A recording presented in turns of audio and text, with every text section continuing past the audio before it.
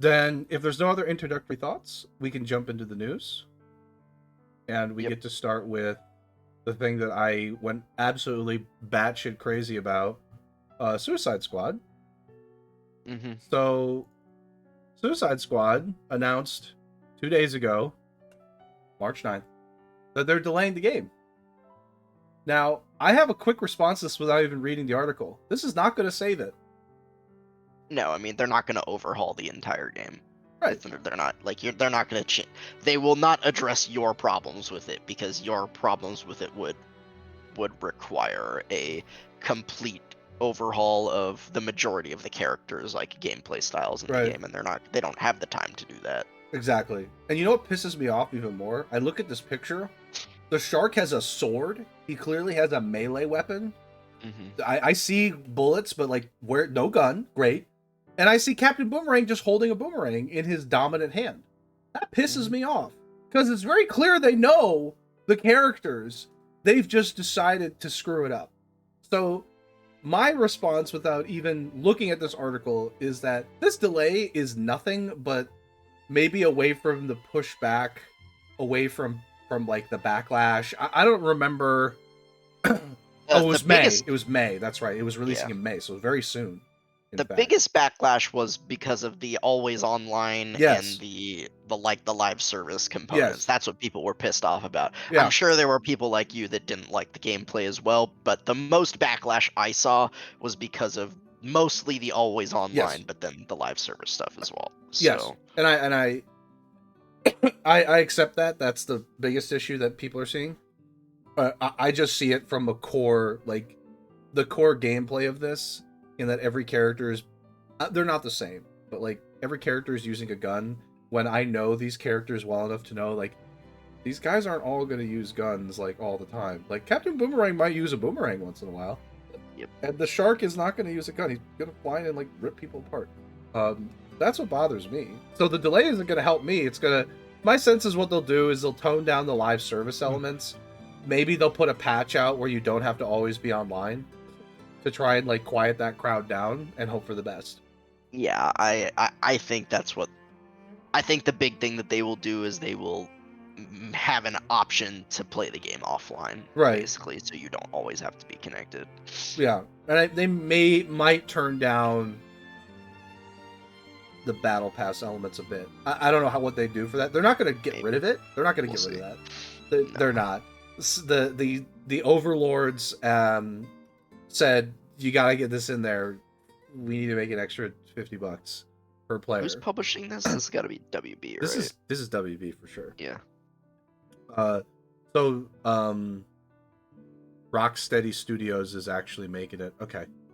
But yeah, Warner, of course, Warner Bros. Is definitely producing it. So yeah, for me, this delay will do nothing. For other people, it might be significant. Side note, since Viz is here, the new Destiny raid dropped. Apparently the boys finished it in 6 hours. So congrats to them. Seems pretty impressive. Yeah, it was really fast. Well, you know, Destiny's catering, they're like, oh, well, we're making these raids too hard. You know, it's just so tough. We're going to have to tone them down. And if Otto was there, you would have done it in 4 hours, right? It would have been like 30 minutes, probably. Mm-hmm, yeah. They realized, like, first try. I think these raids are too tough. Let's tone them down. Yeah, I get it. It's the thing. No, I mean, I'm sure it's just one of those things where you like, once you figure a mechanic out, like they're gonna reuse similar mechanics for the rest of the raid. So yeah, once you figure it out, you're probably golden. But anyway, yeah, they decided to actually make sure nobody was stuck on a boss for 8 hours. Yeah, that's probably a good thing. Probably. Yep. All right. I don't have any other thoughts with Suicide Squad. This delay is going to do nothing for me. I still won't be getting this. So, okay. We're going to potentially get... Well, I'm sorry, not potentially. We are getting a new Dragon Ball Z Budokai Tenkaichi. It's been a minute since we've had this. I think it's been been a minute. I think it's probably been around 15 years since the third one, since Tenkaichi 3. Yeah. Though there was one game on, I think it was on 360. It was called Raging Blast. Yes. And that game had similar mechanics to Yes. It wasn't called Tenkaichi, but it was the arena style fighter. It worked similarly to Tenkaichi. So that one was kind of a Tenkaichi game, but it just Yeah. wasn't called it. It also wasn't. I don't know how popular that one was. I played I it. don't think To be fair, I played it as well. I don't think that one was very popular. I don't think it was popular. It was a cool game, but it just wasn't popular. But anyway, this is. I mean, like I like these styles of games from Dragon Ball Z. They're always good fun for for what they are. I don't know, like these I enjoy these a lot. Yeah, they're fun. Just simple. They give you the DBZ fantasy a little bit more than the. Not that I don't like the like Dragon Ball Fighters was actually really good for a 2D, Right. the 3v3, but the Arena Fighter gives you a little more of the Dragon Ball fantasy because you can fly around more of an open space and knock people through rocks and do stuff like they do in It feels like show, feels like a real 1v1 as opposed to Fighter Z has like supports and you bring supports in, like it's still 1v1, but these games, I like these games. You know what I remember from Budokai is like the second game had like a board game to it. There was like you were on a board and you like had board pieces. That was the original Budokai 2. That was the side scroll, the 2D fighter one. Right. Those ones, I remember those ones. The stupid like board game thing where you just like, I have a board piece. I love that. That stuff was so silly, but kind of satisfying in a weird way. Yeah. For the time. Yeah. Now probably not so much. We'll see when this comes out. I would hope I mean, I don't know. The one thing about this, like there was a trailer along with this, but it didn't show very much, much more than these screenshots do, so it doesn't really matter. We don't think we need to grab the trailer, but we don't know who the developer is. Obviously Bamco is publishing because they publish all the Dragon Ball games. And we also, like, they didn't show any gameplay. I mean, they showed the graphics of the game with the Goku, like that Goku Blue like powering up, but and we don't know when it's coming out. So yeah, there is no info on the developer on here. Actually, they only just say Bamco. I mean, I've heard speculation that it'll be like CyberConnect 2, who for a while has been doing the Naruto, the Storm games. So could be them. But we don't know. Gotcha. I doubt it'll be Arc System Works, who is the team that did Fighters, and they do Guilty Gear as well, because they pretty much do 2D fighters. I don't think they've done an arena fighter before, so I don't think it'll be them. Yeah. Excuse me. Okay. I don't have any other thoughts. I mean, like this series was man, this is like blast from the past. Yeah. These were fun though. Yeah. These were definitely people fun. were I don't know, people were hyped about this, so we'll see. Hopefully it's good. We shall see as we get closer and learn more. Okay. I have no idea what this is. Wargroove 2. I see pirates. Is this these look like pirates? So I see pirates. What is this? Explain it to me. So Wargroove, I guess you wouldn't have played it, but Wargroove was a spiritual successor to Advance Wars. Obviously made by a completely different team, but it was basically the gameplay was like Advance Wars, but they used like a more medieval units like swordsmen and pikemen and magic and stuff like that, instead of the modern tanks and artillery and infantry and that sort of stuff. Got it. And Wargroove 2 is just a sequel, and they look like they have some new pirate themed like factions and stuff like that. Got it. Yeah. Okay, so it's like Advance Wars kind of game. Advance Wars. Yeah, the game plays like Advanced Wars. Okay, got it. And so this is Wargroove 2 was not out previously. This is like we're announcing a new game and it's coming to PC and Switch. Or was this game already come out? No, Wargroove this was 2. The announcement of Wargroove 2. Okay. Wargroove 1 exists. That came out a few years ago. But this is not out yet. This was an announcement. Got it. This isn't a port. This is like new game, PC and Switch. Got it. That's what I was also very unclear on that. I mean, I see announcement trailer, but I'm just like so used to like announcing a port of a Yeah. game. Like I wasn't sure, but I guess I could have inferred based on the tweet that it might have been new. Okay. Got it. I'm clear now. I have no comments. I don't know. I never played Advance Wars or anything like that. Frankly, it's not that I'm not interested. I just don't feel like it's worth me going out of the way right now to try something else. Yeah. That being said, like, cool. This is cool. I don't have any complaints. Cool. Yeah, I didn't actually play the first one that much. I did buy it and I did play it, but I didn't play it all that much. I don't remember why. I played, 4 or 5 missions of the campaign and then I stopped playing it, but I don't remember like it was because I didn't enjoy it. Maybe something else came out. I don't really remember. Yeah, Okay. that's about it. Again, we don't know too much about it other than it's a sequel and it looks like there's like a bit of a pirate theme to this one with some new pirate faction or something like that. So Gotcha. yeah. Okay.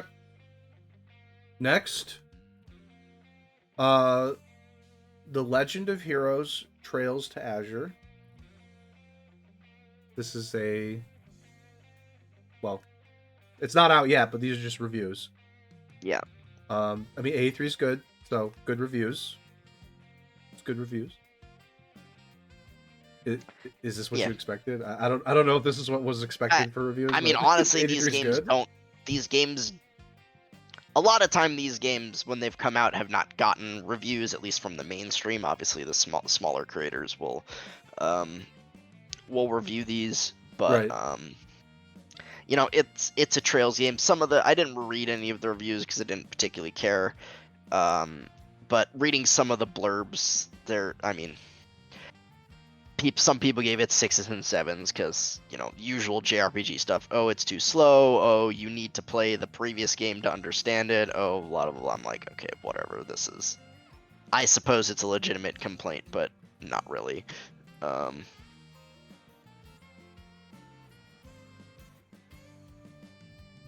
an interesting review there that says, play Trails of Zero first, then you can play this. Yeah, no kidding. That was the review. It was just like, you should just play Trails of Zero first, then you can play this. And I'm like, yeah, this is a sequel to Trails from Zero.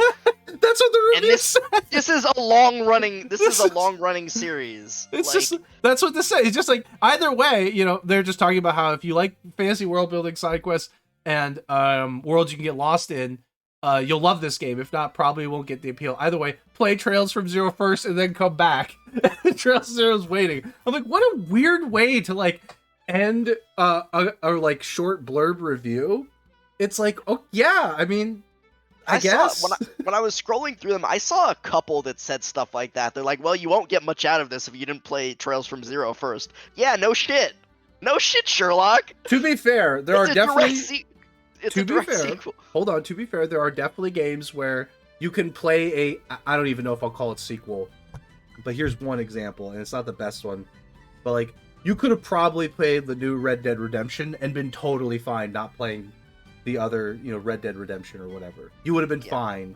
So I guess they're just trying to tell people, hey, look, like, it's not obvious this is a sequel. Go play this other game. It's not called Trails from Zero 2, but right. It's not like Sky or Cold Steel, where it's Cold Steel 1, 2, 3, 4. You should probably play Cold Steel 1 before you play 2, before you play 3, before you play 4. I suppose from the naked eye of a random, I don't know like how a random person would necessarily get super involved with this from here, but like, hey, this is not super obvious that this is a sequel, so Trails of Zero is the first one. Go do that one first.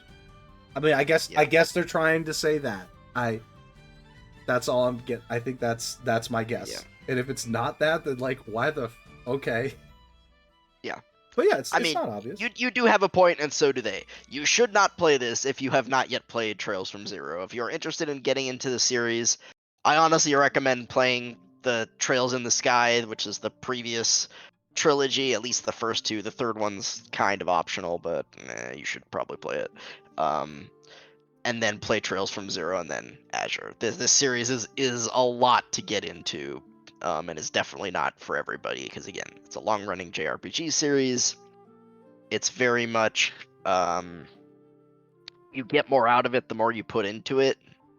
They do a lot of work in the world building and the side quests, and like if you go around town and talk to every single NPC in the city, and in this game there are a lot because it's a big city, at like every time like change of the time or each day they have new things to say that react to usually like what's going on in the world and what they have done. And so they actually put effort into like the generic NPC dialogue that are, you know, the random people that are just walking around the city, and you can get a lot out of the game by doing that, but that takes a lot of time and not everybody wants to do that, obviously. So I mean, yeah. are the things the random NPCs are telling you valuable is the question. I mean, like, they could tell me all different things, but if it's not valuable information, what's the point is the question. Valuable is not the word I would use, but it, and yeah, I mean, they are interesting in some cases, Okay. and there will be at least there are some who just say kind of random generic crap. Sure. But you will see throughout these games certain NPCs at least that you see kind of have like an arc. Like you can see their life kind of playing out Okay. as you go through each like day in the series. Like there, okay, I'll give an example. Sure. In Zero, in Trails from Zero, there's this character. He's like a stockbroker, I think, and there's a side quest early on with his daughter. His daughter like wants a cat, and Okay. he was against it, and you have to basically convince him that the cat's okay, and he was just kind of involved in his own thing and wasn't paying attention and blah blah blah. So you do that, and then the more you talk to him throughout the thing, you see sort of his. There's some days where he's like, "Oh man, it's going really well," and he's like, "Oh, I made this really risky trade and it didn't happen." And then in the end, this character actually kind of gets involved with the main plot Yep. of the story in the end, and ends up there's this drug that, you know, this criminal organization that's kind of the antagonist of the first game, um, like distributes to people, and he's like one of the people that like takes the drug, and you see him for a bit where he's like going wild, and he gets all the, you know, he's doing really well, and then he disappears, and like all these people that took the drug like got kidnapped by that Oh. criminal organization. So Okay, I see. again, there are some NPCs that actually do have interesting, I like valuable is maybe not the right word to say, but as Ghost says, it makes like it feels like the world is actually lived in, and the people in the city are living their lives as you Right. progress through the game, as opposed to they say the same thing every time you talk to them. Sure. Right? No matter how far in the game you are. So Got it. Okay, that's fair then. So they do a very good job of that in particular in those games, but I understand people not wanting to go around the city talking to every single NPC every single like in-game day, basically. Right. So Okay. Got it. So yeah, I mean these games are excellent in my opinion, especially on characters and world building, as I mentioned, but obviously not for everybody. And as the reviews and we said, don't play Trails to Azure until you've played Zero. You won't. It is a direct sequel to Right. Trails from Zero. If you didn't play any other Trails games but started with Zero, is that a problem? I don't think it's a problem. Like it has its own story, but Okay. they're like the main characters from the Sky arc do have a presence in Zero. Like you see them and they do stuff, and there is a continuing arc with another character who's part of the Sky arc that is mostly resolved by the end of Zero, and you will not understand what is going on with that character. Like you get a big dump of her backstory at one point in the in Zero, Right. or a part of her backstory, and you will not understand that at all if you have not played Sky, and specifically Sky 2 and 3, because that character isn't in Sky 1. Got it. So Zero you could play Zero. You could play Zero as your first game. I don't necessarily recommend it, but you could. If you're gonna honestly, if you want to start the series, if you want a more modern game that's actually 3D as opposed to like this sort of sprite work that they do in Sky and Zero and the Crossbow games, which is Zero and Azure. If you want a more modern game, I would just start with Cold Steel 1. That one, by the end of Cold Steel, you see a lot of the returning, like, there's this kind of everyone's here thing in Cold Steel 4 where the Sky people come in and the Crossbow people come in as well. But for me, I played Cold Steel 1 first, and then I played Sky 1, then I played Cold Steel 2, then I played Sky 2 and 3, and then I finished the Cold Steel arc. So I kind of went a little out of order. So I could say you could start with probably Cold Steel 1 and 2, but I don't really recommend Cold Steel 3 or 4, especially 4, without playing the previous games. That makes it this makes this really difficult. It's hard to get into. You really have to commit. Which I kind of have a problem with. It makes it extremely challenging to find anybody new. That being said, like, it's, I don't know, maybe they just probably don't care, to be honest. But they have a story they want to tell. Right. It's, you know, these games aren't especially high budget. They, like, the voice acting is actually good, but they you know, the games don't look especially good. There's not a lot of anime cutscenes, and like, it doesn't have the production value of Final Fantasy or even Tales. Like, the games look, you know, Cold Steel 3 and 4, like, they look fine for PS4 games, but they're, you know, they are nothing special in terms of production value. Right. Because they just can't. But the sense I get is these games are popular enough within their niche that they keep making them. Yeah. Like, that's probably they just don't care. Like, okay, well, we got our audience, so we're good. And I respect that.